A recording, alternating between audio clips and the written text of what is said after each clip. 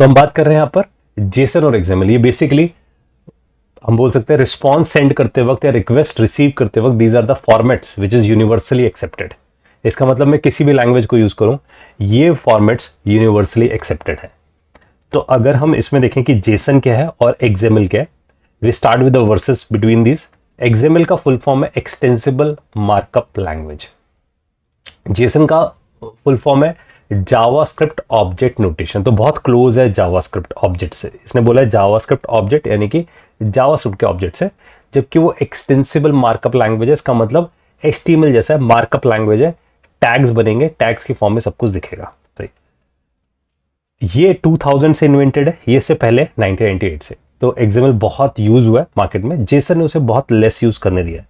उसके पीछे कुछ रीजंस है, जैसे एक्सएमएल में बहुत ही फ्यू सपोर्ट्स हैं। फ्यू सपोर्ट्स का मतलब ये है इसके पार्सर्स कुछ गिवन है, लेकिन जब हम यहाँ बात करते हैं तो मोस्ट ऑफ द एजेक्स का मतलब आपके पास ये है कि जितने भी फ्रंट एंड डेवलपर्स होते हैं, आइदर वो मोबाइल्स पे काम करते हो या आइदर वेब पे काम करते हो, they want to consume the data without refreshing a page. वो पेज को रिफ्रेश करे बिना डेटा लेकर आना चाहते हैं। तो they are using a terminology called AJAX. तो एजेक्स का फुल फॉर्म है एसिंक्रोनस जावास्क्रिप्ट एंड एक्सएमएल। तो एजेक्स का जो स्टार्टिंग फीचर आया था वो एक्सएमएल के साथ आया था, लेकिन उसके बाद जब जेसन बहुत पॉपुलर हुआ, then most of them are implemented this AJAX there. तो अगर हम एजेक्स का प्रैक्टिकल एग्जांपल देखें तो Google is one of the place जहां पर सबसे पहले इंप्लीमेंटेड हुआ है। तो अगर आप यहां जाके कुछ भी सर्च करते हो तो यू विल सी कि यहां पर पेज रिफ्रेश नहीं होता, आप इसी पेज पे ही डेटा देखते हो, मतलब सजेशंस देखते हो। तो जैसे कि अगर सपोज मैंने यहाँ जाकर ऑडी कार सर्च करना शुरू किया, तो आप देख पा रहे हो कि ऑडी कार रिलेटेड मेरे को डेटा यहाँ दिखना शुरू होता है। इसका मतलब ये सब डेटा कहाँ से आता है? ये सब डेटा आपके पास बैकएंड से आ रहा है, और जब वो डेटा बैकएंड से आ रहा है तो वो यहाँ पर दिखना शुरू हो रहा है हमारे पास।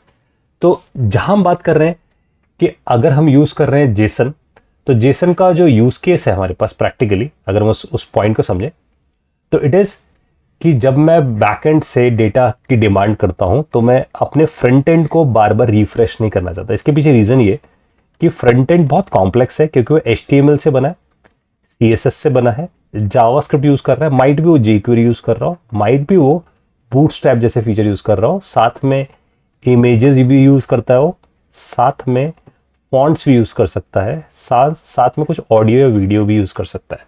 तो इसका मतलब जो आपका वेब पेज है वो बहुत कॉम्प्लेक्स है। इसका मतलब जो आप रिक्वेस्ट करते हो और आप रिस्पॉन्स करते हो अपने वेब पेज के लिए, it will be on MB, वो मेगाबाइट्स के अंदर हो सकता है। तो माइट भी थिंक अबाउट अगर वो 5 MB का है और अब मुझे अगर कुछ और डेटा लेकर आना है तो और मैं दोबारा से एक नया वेब पेज खोलूँ, सो मेरा नेटवर्क कॉस्ट बढ़ेगा और यूजर एक्सपीरियंस भी खराब रहेगा। इसलिए मैं चाहता हूँ कि अगर मेरे को डेटा लाना है, जैसे गूगल ने डेटा लेकर आया, तो जब हमने गूगल पे जाकर यहाँ टाइप करना शुरू किया तो गूगल सिर्फ डेटा लेकर आया। इसका मतलब जो डेटा लेकर आया होगा तो either it is fetching the data in XML form और either it is fetching the data in JSON form. अगर वो XML फॉर्म का डेटा है तो वो यूजली इस फॉर्म में होगा, टैग्स की फॉर्म में, राइट। तो इसका मतलब कोई पेरेंट टैग होगा, फिर उसके अंदर फर्दर कुछ नेस्टेड चाइल्ड टैग्स भी हो सकते हैं हमारे पास। जबकि जो जेसन होगा वो जनरली हमारे पास की एंड वैल्यू फॉर्मेट में होगा, राइट। तो जेसन यानी curly bracket, then key and then the value format, this is a JSON. तो मेरे पास सर्वर से, तो सर्वर में मेरे पास कोई भी टेक्नोलॉजी यूज हो रही हो, आइदर मैं यहाँ पर PHP यूज कर रहा हूँ या मैं जावा यूज कर रहा हूँ या वट, है ना, कोई सी भी टेक्नोलॉजी यूज कर रहा हूँ, मुझे या तो XML जनरेट करना है या जेसन जनरेट करना है और सेंड करना है फ्रंट एंड को।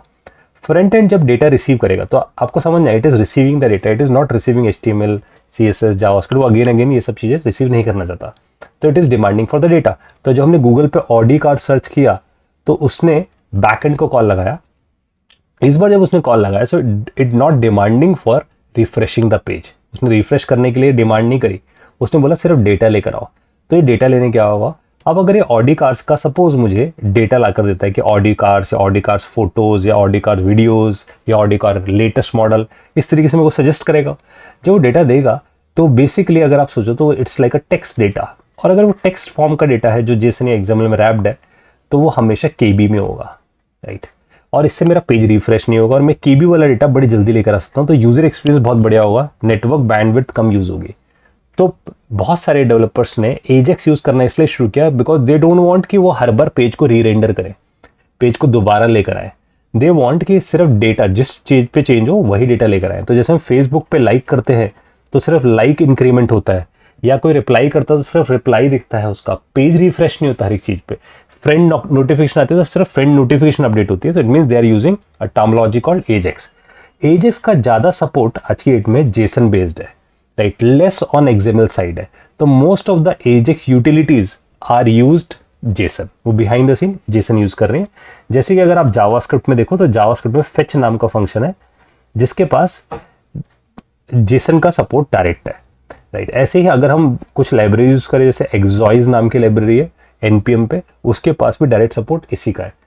इसी तरीके से अगर हम डार्ट जैसी चीज देखें तो वहां पर http नाम से है, उसके पास भी डायरेक्ट जेसन का सपोर्ट है। तो that's why I am saying कि डायरेक्ट सपोर्ट जेसन का प्रोवाइड है most of the AJAX utilities के अंदर। Now moving to the next point, XML में आप कमेंट्स भी करके आ सकते हो, लेकिन यहां पर जो जेसन है सिर्फ की वैल्यू पेयर रखता है, तो यहां पर कमेंट्स का कोई सपोर्ट नहीं है। वहां पर आप कमेंट्स कर सकते हो क्योंकि आपके पास टैगिंग फॉर्म है और कमेंट्स भी टैग फॉर्म में चलते हैं, that's why you have a support of comments. जितना भी डेटा जेसन में, I told you it is in की वैल्यू फॉर्मेट होता है, और जावास्क्रिप्ट जो यूज करती है वो भी की वैल्यू पेयर में ही यूज करती है, तो इससे सीरियलाइज डीसीरियलाइज करना ज्यादा आसान होता है कंपेयर टू एक्सएमएल पे। एक्सएमएल का डेटा हमेशा टैग फॉर्मेट में होता है, तो उसे सीरियलाइज या डीसीरियलाइज करना it is taking more effort. तो हम ऐसा बोल सकते हैं कि पार्सिंग ज़्यादा एफर्ट लगाती है इसमें, क्योंकि मेरे को इसके लिए डॉम पार्सर या एसएक्स पार्सर्स लगाने पड़ते हैं, और उसे बिकॉज टैग्स फॉर्म में तो कोई पेरेंट होगा, कोई चाइल्ड होगा, तो मेरे को उसके लिए इन टैग्स को रेंडर करने के लिए कोई ट्री क्रिएट करना पड़ेगा, then I am able to render it. जबकि यहाँ पर डेटा की वैल्यू पेयर में, और जैसे मैंने बताया कि जावास्क्रिप्ट या फ्रंट एंड टेक्नोलॉजीज मोस्टली इसे सपोर्ट करती है, तो उसे पार्स करना ज़्यादा ईजी होता है, इनबिल्ट चीज़ें हमें ज़्यादा मिल जाती हैं। That's why I am saying it is easy to parse. So we understand कि यहाँ पर पार्सिंग का एफर्ट थोड़ा सा ज़्यादा है, बिकॉज यहाँ पर हर चीज़ टैग फॉर्म में है। Tag to internally it is get converted into the object form, तो टैग टू ऑब्जेक्ट कन्वर्ट करना it will take lot of effort, that's why हमें कोई पार्सर चाहिए होते हैं। लेकिन यहाँ पर हमारे पास जो जेसन है वो बोल रहा है कि मैं अभी भी की वैल्यू पेयर में, और जब मैं पार्स होऊंगा तब भी मैं की वैल्यू पेयर में ही रहूंगा। तो इसे पार्स करना, कन्वर्ट करना जेसन को ऑब्जेक्ट्स में या ऑब्जेक्ट को जेसन में, it require very less effort, because उसकी पार्सिंग इतनी कॉम्प्लेक्स नहीं है, राइट। दैट्स व्हाई हम बोल रहे हैं कि जो जेसन है वो फास्ट है पार्स होने में, ईजी है टू बी पार्स, राइट।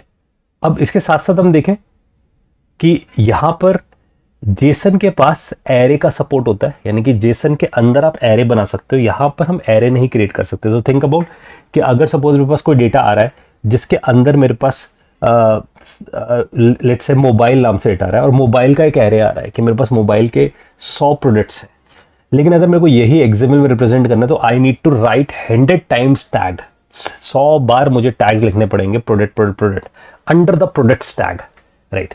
तो मेरे पास इसका जो रिप्रेजेंटेशन एरे का वो है ही नहीं, it is always in a tag, तो मेरे पास टैग की तरह है। तो अगर हम इसको भी एक बार कनेक्ट करने की कोशिश करें, so we can think about कि अगर मेरे को रिप्रेजेंट करना है यहाँ पर कि मेरे पास बहुत सारे प्रोडक्ट्स आ रहे हैं, तो I can represent it like कि मेरे पास प्रोडक्ट्स नाम का एक टैग होगा विच इज सेइंग कि मेरे पास प्रोडक्ट्स हैं, and inside the products I can have कि मेरे पास इसके inside I have a thing called product, और उसमें मैंने एक प्रोडक्ट मेंटेन कर रखा होगा। तो इफ आई हैव 100 प्रोडक्ट्स तो मैं इसे मल्टीपल टाइम्स लिख कर आऊंगा, 100 times I am going to write it. लेकिन अगर मैं इसी को कंपेयर करूं जेसन फॉर्म में तो कुछ ऐसा होगा, I have products which is a की, वो की है, और फिर स्क्वायर ब्रैकेट में लगा दूंगा, और स्क्वायर ब्रैकेट के इनसाइड मैं यहां पर एक करली ब्रैकेट लगाऊंगा, और दिस करली bracket can have ID of a product या प्राइस ऑफ अ प्रोडक्ट, फिर दूसरा करली ब्रैकेट लगाऊंगा कॉमा करके, और उसके अंदर स्पेसिफाई कर दूंगा दिस करली bracket says it's a one object, ये एक ऑब्जेक्ट है। ये करली ब्रैकेट भी क्या बता रहा है, दिस इज अनदर ऑब्जेक्ट, और जब भी ऑब्जेक्ट बनेगा इट इज कंसिस्ट ऑफ की एंड वैल्यू, तो इसके अंदर की एंड वैल्यू, और ये स्क्वायर ब्रैकेट बता रहा है कि आई एम एन एरे। तो एरे को रिप्रेजेंट करना जेसन में it is quite easy compare to a XML format. तो आपको यहां जाकर एक पेरेंट टैग बनाना पड़ता है, then we have a child, और उस चाइल्ड के सिबलिंग्स बनते हैं, और उसे फिर पार्स करना पड़ता है। तो अगर हम सोचें तो ये कुछ ऐसा बन रहा है, प्रोडक्ट्स नाम का हमारे पास एक रूट बन गया, उसके inside we have n number of childs, it's like this, right. तो इसको पार्स करना भी कॉम्प्लिकेटेड होगा। सो फार वी अंडरस्टैंड कि जेसन और एक्सएमएल में क्या डिफरेंशिएशन है।